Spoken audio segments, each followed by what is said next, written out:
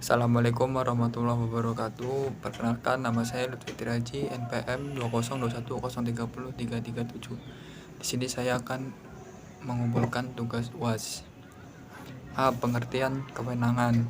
Secara konseptual, istilah wewenang atau kewenangan sering dijajarkan dengan istilah Belanda bevoegdheid, yang berarti wewenang atau berkuasa. Wewenang merupakan bagian yang sangat penting dalam hukum tata pemerintahan hukum administrasi, karena pemerintahan baru dapat menjalankan fungsinya atau dasar yang diperolehnya. Keabsahan tindakan pemerintah diukur berdasarkan wewenang yang diatur dalam peraturan perundangan.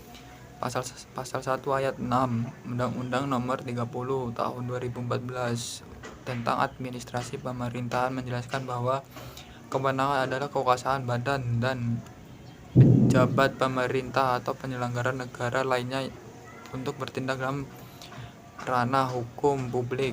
Kewenangan hanya dapat diperoleh dengan dua cara, yaitu atribusi atau dengan delegasi.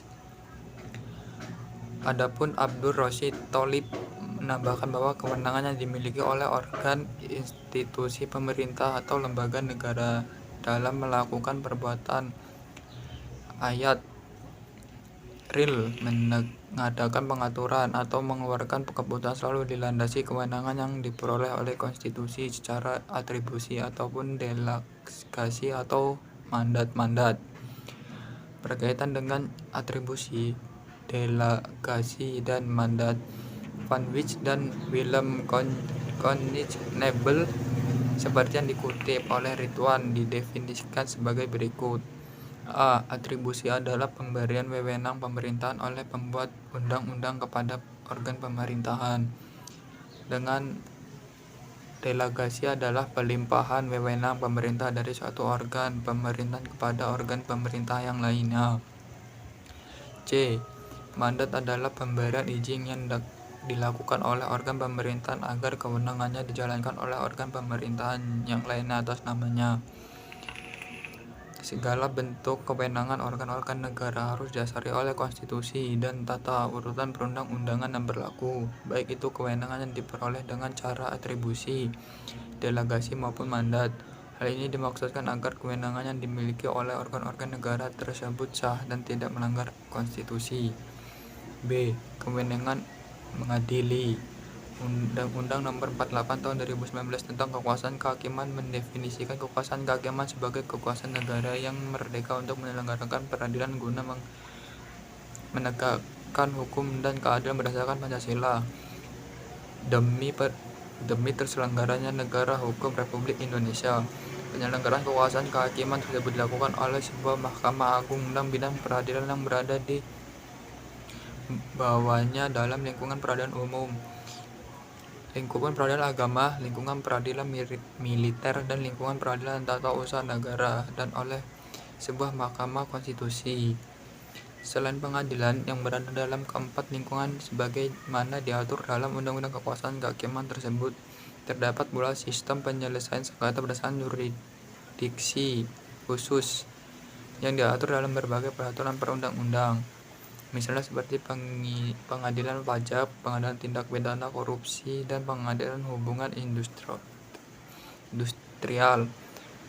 Pembedaan macam-macam lingkup dan jenis pengadilan tersebut menimbulkan implikasi tersendiri. Pembedaan terhadap lingkup dan jenis pengadilan menyebabkan adanya pembedaan kewenangan dan proses memeriksa, mengadili, dan memutuskan suatu perkara.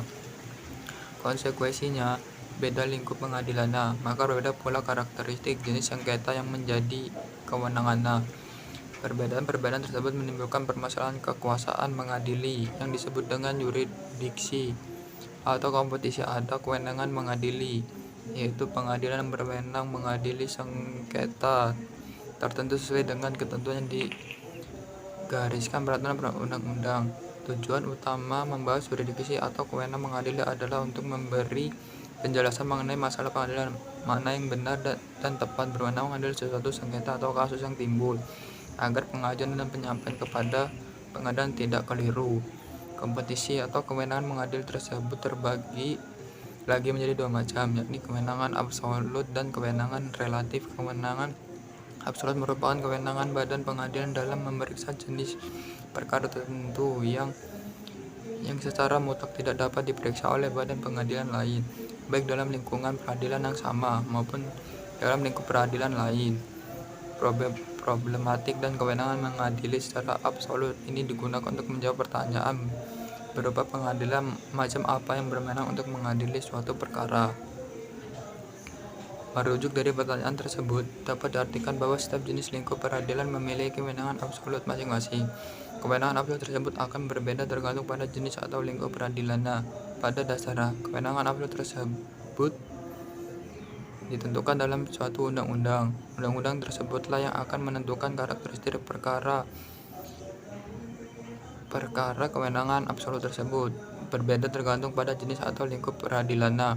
Pada dasarnya, kewenangan absolut tersebut ditentukan dalam suatu undang-undang. Undang-undang tersebutlah yang akan menentukan karakteristik perkara yang seperti apa yang dapat diperiksa, diadili, dan akan menentukan karakteristik perkara yang seperti tertentu. Di sisi lain, terdapat kewenangan mengadili yang bersifat relatif. Kewenangan ini berkaitan dengan wilayah hukum suatu pengadilan.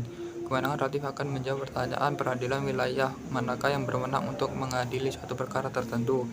Berbeda dengan kewenangan absolut yang ditentukan oleh undang-undang, kewenangan relatif ditentukan dalam hukum secara masing-masing peradilan yang bersangkutan. Dalam hukum masing-masing peradilan bersangkutan. C. Kewenangan pengadilan negeri untuk mengadili. Salah satu lingkup peradilan di bawah Mahkamah Agung Undang-Undang Kekuasaan Kehakiman adalah lingkup peradilan umum. Undang-undang peradilan umum menentukan bahwa peradilan adalah satu pelaku kekuasaan kehakiman bagi para pencari keadilan pada umumnya mengenai perkara pidana dan perdata. Merujuk dari pengaturan dalam Undang-Undang Peradilan Umum tersebut, terlihat bahwa kewenangan mengadili yang bersifat absolut pada peradilan umum merupakan perkara pidana dan perdata pada umumnya. Peradilan umum ini terdiri dari dua tingkat, yakni pengadilan negeri pada pemeriksaan tingkat pertama, pengadilan tinggi, dan pemeriksaan perkara tingkat banding. Pengadilan negeri bertugas untuk berwenang untuk memeriksa, memutus, dan menyelesaikan perkara pidana perdata tingkat pertama. Kewenangan absolut pengadilan negeri terletak pada tugasnya untuk mengadili perkara pidana dan perdata, namun terkhusus pada pemeriksaan perkara tingkat pertama saja. Kekuasaan pengadilan negeri dalam perkara perdata meliputi semua sengketa tentang hak milik atau hak timbul karena atau hak keperdataan lainnya, kecuali apabila dalam undang-undang menetapkan lain, memeriksa dan memutuskan bertolak dari penjelasan tersebut, maka kewenangan absolut pengadilan negeri mengenai perkara perdata pada dasarnya pengadilan lain untuk memeriksa untuk meminta bertolak dan penjelasan tersebut. Untuk mengadili perkara atau sengketa keperdataan tersebut hanya terletak apabila dalam undang-undang yang tidak menentukan spesifik jurisdiction di pengadilan lain untuk sesuatu perkara tertentu. Misalnya perkara perceraian bagi mereka yang beragama Islam berdasarkan undang peradilan agama menjadi kewenangan dan pengadilan agama. Oleh karena itu, sengketa yang berkaitan dengan hal tersebut sudah bukan lagi menjadi kewenangan absolut dari pengadilan negeri, meskipun perceraian tersebut merupakan salah satu bentuk dari sengketa keperdataan.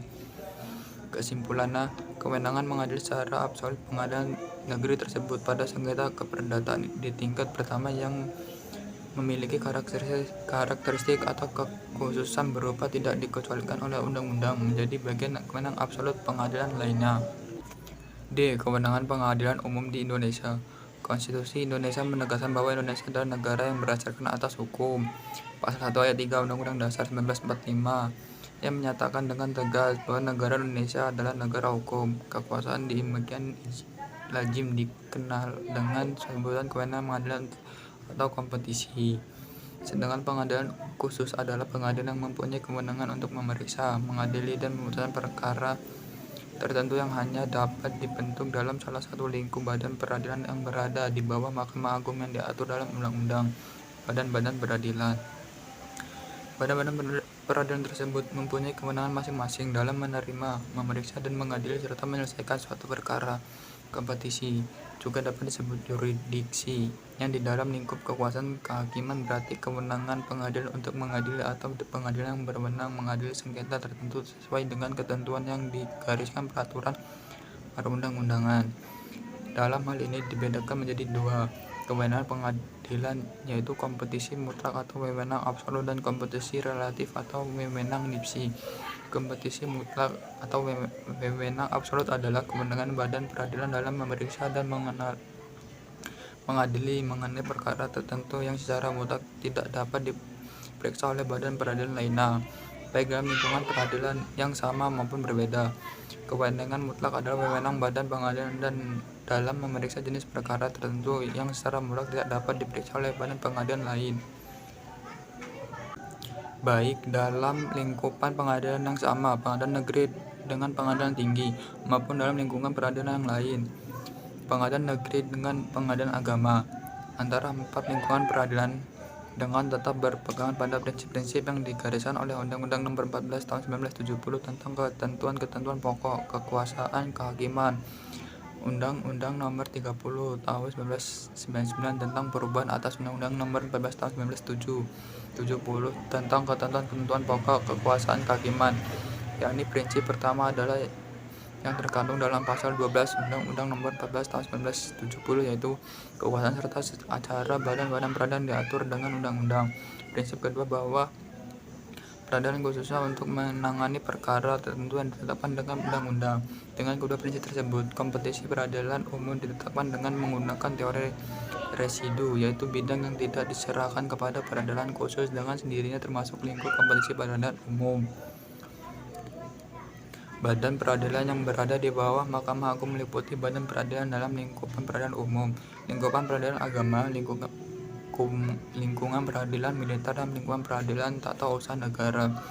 Empat badan peradilan tersebut mempunyai kompetisi absolut yang berbeda antara satu badan peradilan dengan badan peradilan yang lain. Masing-masing badan peradilan yang berada di bawah Mahkamah Agung mempunyai kewenangan mengadili sendiri-sendiri, yaitu asas-asas tentang peradilan umum di negeri. Asas-asas umum hukum secara pidana perundang-undangan terkait lainnya, yakni A. Asas peradilan dilakukan demi keadilan berdasarkan ketuhanan Yang Maha Esa, sebagaimana ditentukan pasal 29 Undang-Undang Dasar Negara Indonesia tahun 1945 yang menentukan bahwa negara berdasarkan ketuhanan Yang Maha Esa. Tugas pengadilan luhur sifatnya, oleh karena itu tidak hanya bertanggung jawab kepada hukum sesama dan dirinya, tetapi juga kepada Tuhan Yang Maha Esa. B. Asas praduga tidak bersalah. Salah satunya atas terpenting dalam peradilan umum adalah asas praduga tidak bersalah. Asas ini termuat pertama kali dalam pasal 8 Undang-Undang Nomor 14 Tahun 1970 tentang ketentuan-ketentuan pokok kekuasaan kehakiman. Bersumber pada asas inilah jelas bahwa tersangka maupun terdakwa dalam proses peradilan pidana wajib mendapatkan hak-haknya. C. Asas peradilan cepat, sederhana, dan biaya ringan. Asas ini disebut juga sebagai kontan justik, sebagai mana ditentukan dalam Kitab Undang-Undang Hukum Acara Pidana. Hal ini dimaksud agar terdakwa tidak diperbolehkan dari proses. C. Asas peradilan cepat, sederhana, dan biaya ringan. Asas ini disebut sebagai kontan justik, sebagaimana ditentukan dalam Kitab Undang-Undang Hukum Acara Pidana. Hal ini dimaksud agar terdakwa diberlakukan dan diperiksa berlarut-larut. D. Atas hak ingkar. Tujuan asas ini adalah untuk memberikan perlindungan hak asasi manusia dalam bidang peradilan, serta untuk menjamin objektivitas peradilan dengan mempertanggungjawabkan pemeriksaan yang fair, tidak memihak, serta putusan yang adil kepada masyarakat. E. Asas hak ingkar. Tujuan asas ini adalah untuk memberikan perlindungan hak asasi manusia dalam bidang peradilan, serta untuk menjamin objektivitas peradilan dengan mempertanggungjawabkan pemeriksaan yang putusannya yang adil kepada masyarakat. F. Asas equality before the law. Perlakukan yang sama terhadap setiap orang di depan hukum, bermakna bahwa hukum acara pidana tidak mengenai apa yang disebut forum privilegiatum atau perlakuan yang bersifat khusus bagi pelaku-pelaku tertentu dari suatu tindak pidana karena harus dipandang mempunyai sifat-sifat yang lain yang dimiliki oleh rakyat pada umumnya, misalnya sifat sebagai menteri, anggota parlemen, kepala daerah, dan sebagainya. Mungkin itu saja yang dapat saya sampaikan. Saya akhiri. Assalamualaikum warahmatullahi wabarakatuh.